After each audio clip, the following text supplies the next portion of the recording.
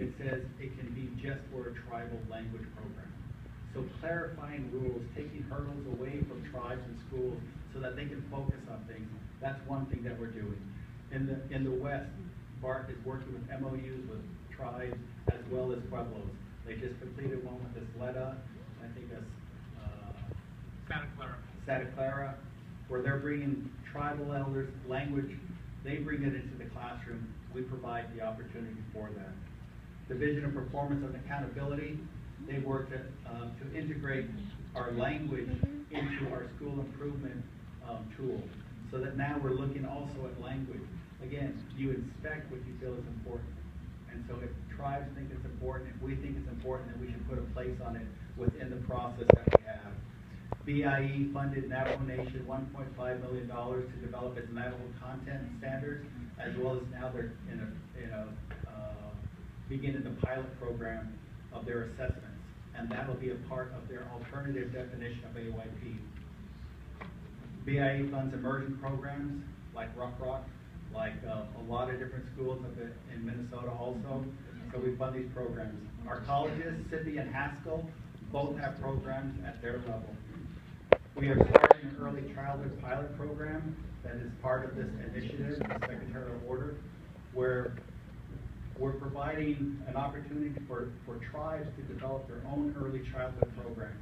Not take what we have the FACE program and say you must use this, but we have money to give to tribes and say, look, if you think language is important, then give us a proposal that shows that and incorporates that. You know what's best for your people, not us. We're also restarting our research office of BIE, because we all know there's just too little research when it comes to Indian education as a whole. These are the things that we're doing now. And I think the secretarial order allows us to move forward, and we're really excited because Secretary Jewell, the day of the President's visit in Standing Rock, I drove in, got out, went into the casino, because that's where everyone stayed. It wasn't because we just showed up at the casino. And Secretary Jewell was there, and she said, join me for breakfast. And to listen to the Secretary, and I'm sure you've had the same discussions with Secretary Duncan, they care about this issue. They care about Indian education. She told me a story about how she just met these students minutes before. What can we do, Monty? What can we do to make a difference? First thing I said is we don't need another program. We need to do better at what we have out there. And of course we need money. Right? So, but we have a real opportunity right now. I think that's something that all of us share, is that we have an administration that cares and is trying to find a way to help us achieve what we think the tribes and what they have told us they want. And so when we talk about sovereignty, and I know a minute, so I'll just wrap up here.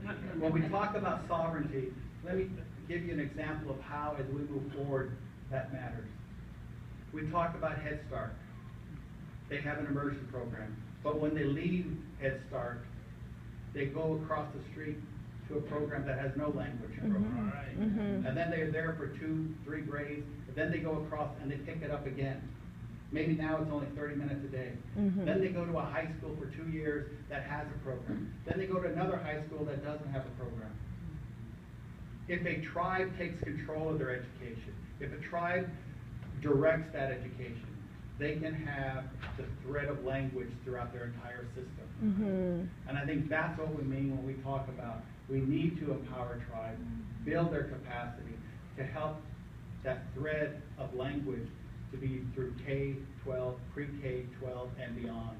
And so when we talk about self-determination and sovereignty as a strategy moving forward, that's what we mean by it.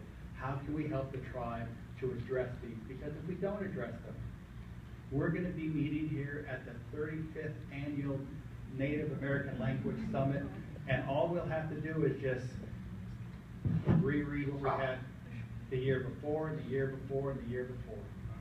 So we need to think differently. The solutions are out there, and I think right now this collaboration here is helping us ask the right questions.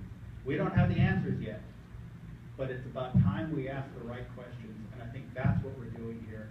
And I just want to say thank you, and it's an honor to be here, and I look forward to a very productive day. All right.